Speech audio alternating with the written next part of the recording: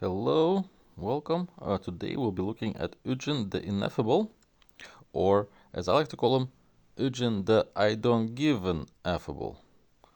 And there's a really good reason why I picked that name for him in particular.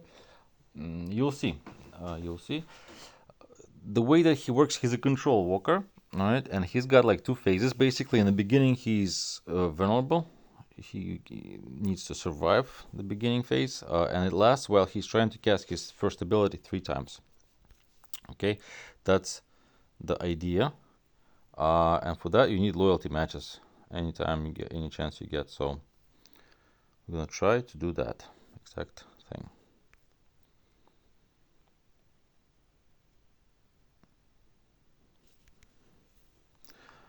And once he gets past phase one, in phase two, he becomes unkillable, invulnerable. He becomes Superman,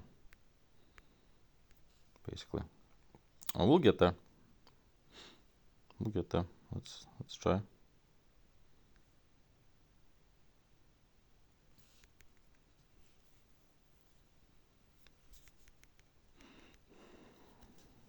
Again, loyalty matches we see, loyalty matches we take. Definitely. The way that his abilities work, his first one, every time you cast it, it will give you mana bonuses, and it'll actually give you a loyalty bonus too. So that's why we're going to cast it 3 times in a row, to make sure we get that loyalty bonus first and foremost. Okay, so gives you a little mana too, which is just a nice bonus, but whatever. We need the loyalty bonus in order for us to start rocking. Okay, let's go.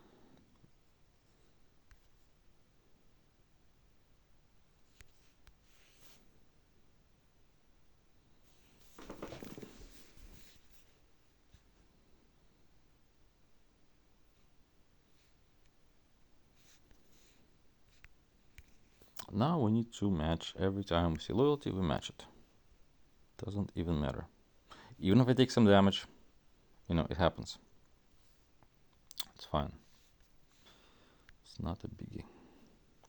This is a win condition, so we're not going to cast it. I could have casted it already, and the game would have been much quicker, obviously, but I wanted to show you his, the strength of his skills. So, and as a true control planeswalker, which I personally like, those are my favorite, the fact that it takes him a little while to win doesn't really bother me that much. So, yeah, for some people, it's, you have to win quick, and you have planeswalkers for that. You have aggro planeswalkers, and they will enable you to have quick matches, of course. So, all right, using it one more time, swapping. That was second time I used it. Very good. Let's move forward with this.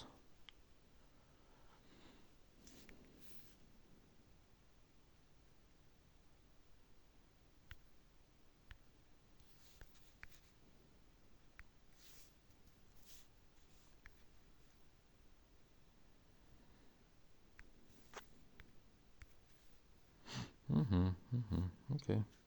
No loyalty. Oh, yeah. One more time. Gonna use it one more time. This is the third and final time I used it. Okay. I have +6 to loyalty. If he was level 60, it would be +9. I just haven't leveled him yet. So, okay. Now we are ready to move to phase 2. And phase 2 is I need to cast his third ability once. So again, we're hunting for loyalty. That hasn't changed yet.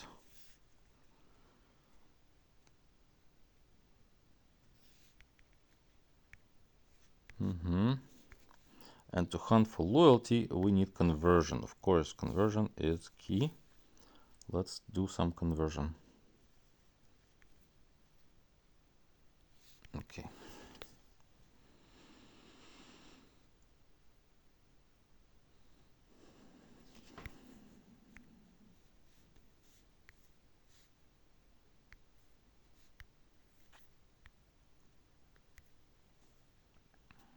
No loyalty, no loyalty. Too bad. So sad.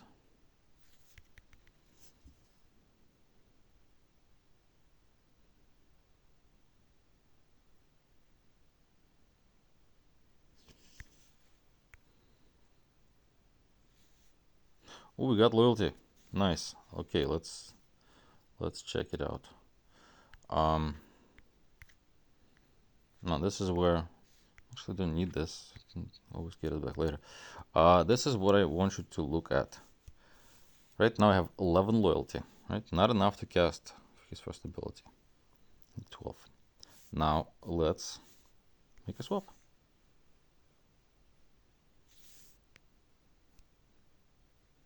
Let's see how much I gained.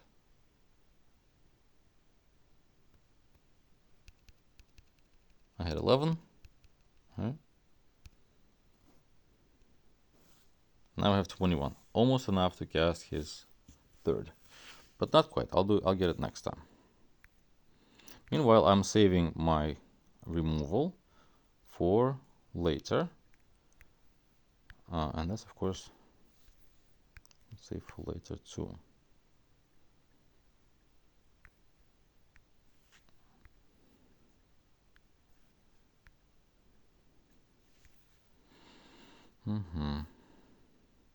Okay, so yeah, loyalty once again.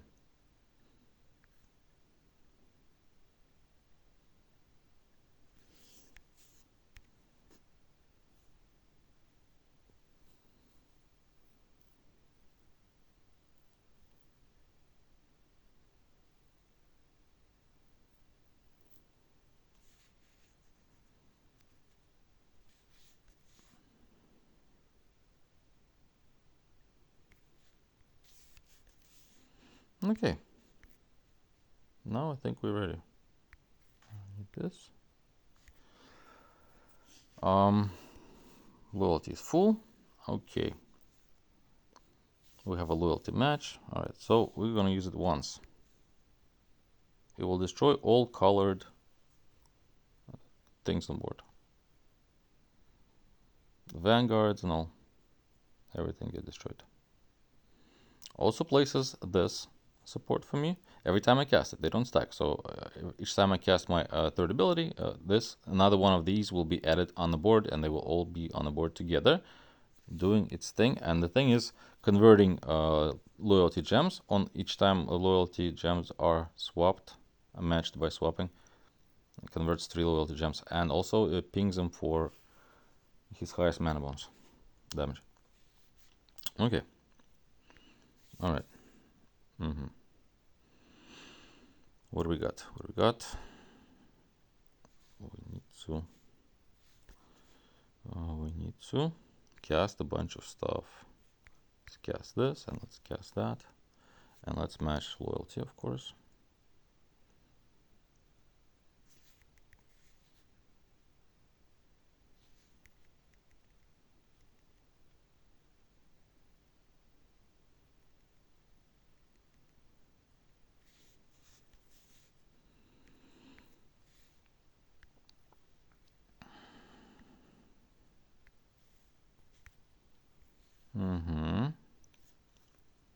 Need to match some more loyalty. Kill this thing.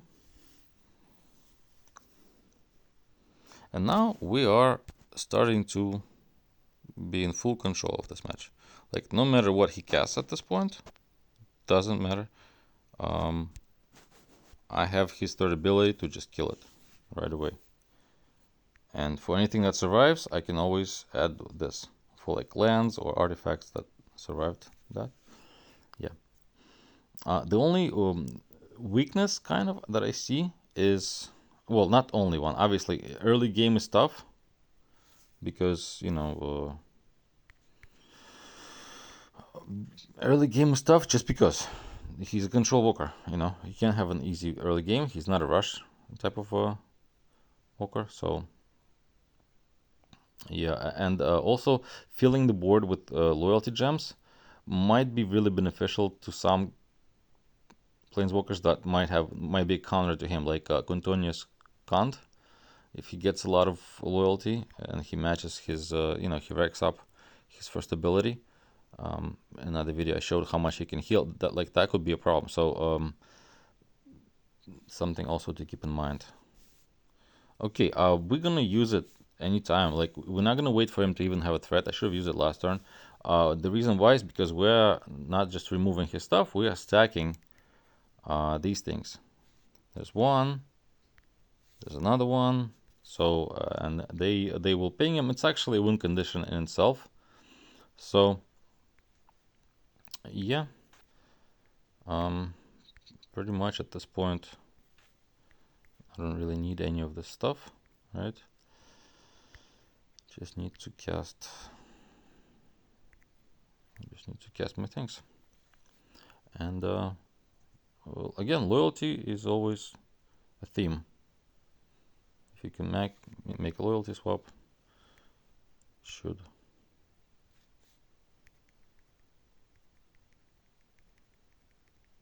Oh, look, he gave me a 5 match on the bottom left. That's nice of him. Okay, and with it, we are going to probably be able to cast our A3 ability. Yes, we are. Okay, so we're gonna cast it again. It's basically each turn. I'm starting to ping him. That's gonna hurt eventually. It's an alternative win condition. You know, that little pingy thing.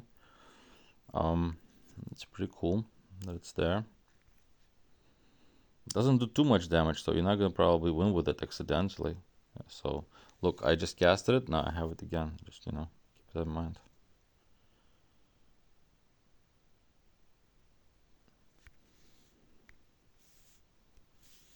Cast it again.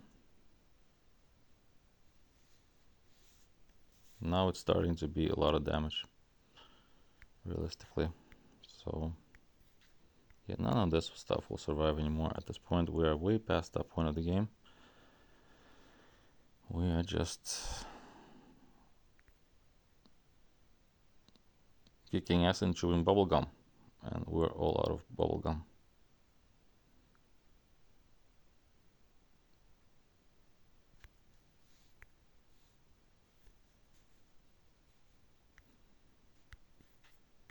When in doubt, just swap the loyalty gems. Good things tend to happen.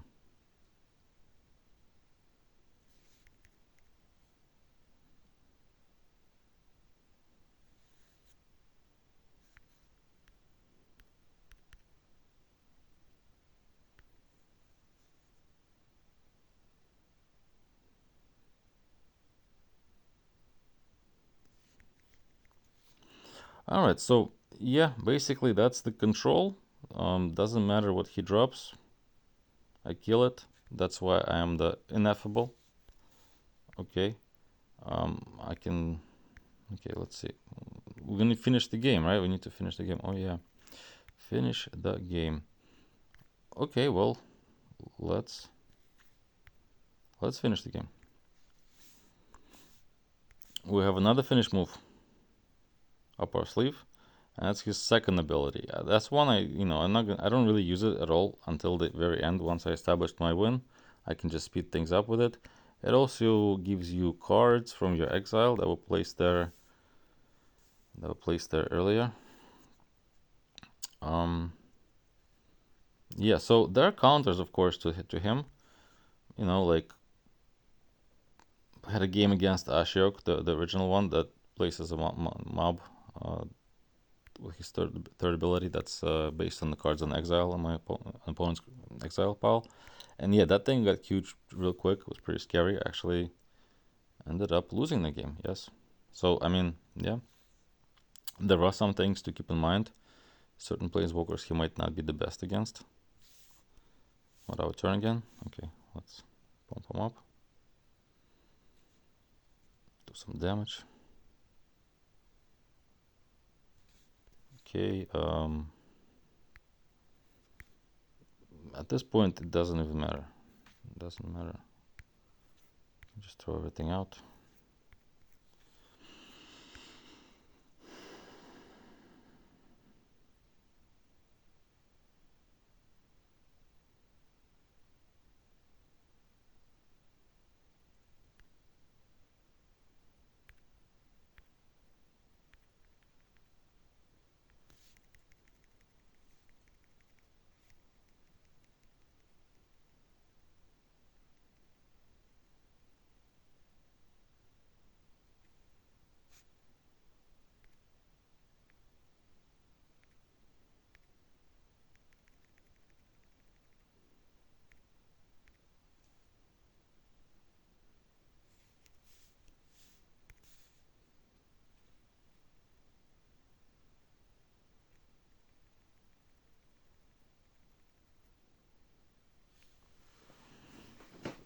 well, there you have it. That's how he works. Let me show you the deck as usual.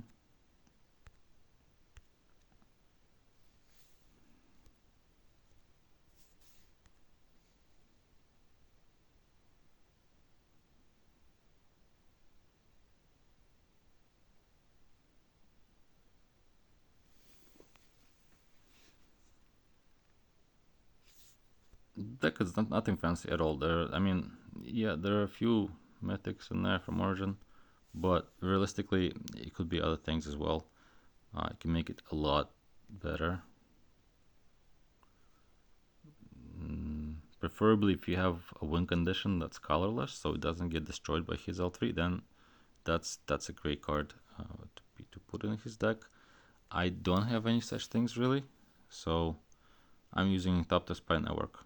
Yeah, it gets destroyed, but at least it will put the Omnitopters on board that are colorless. They don't get destroyed, so that's kind of like, yeah, also, yeah, and his second ability, as you saw, also makes damage, extra damage, and then, you know, just by ramping up his supports that his third ability places on board, they do damage as well. As you saw, they ping the opponent, and you know, you win that way. So yeah, there you have it. Thank you very much. Till next time.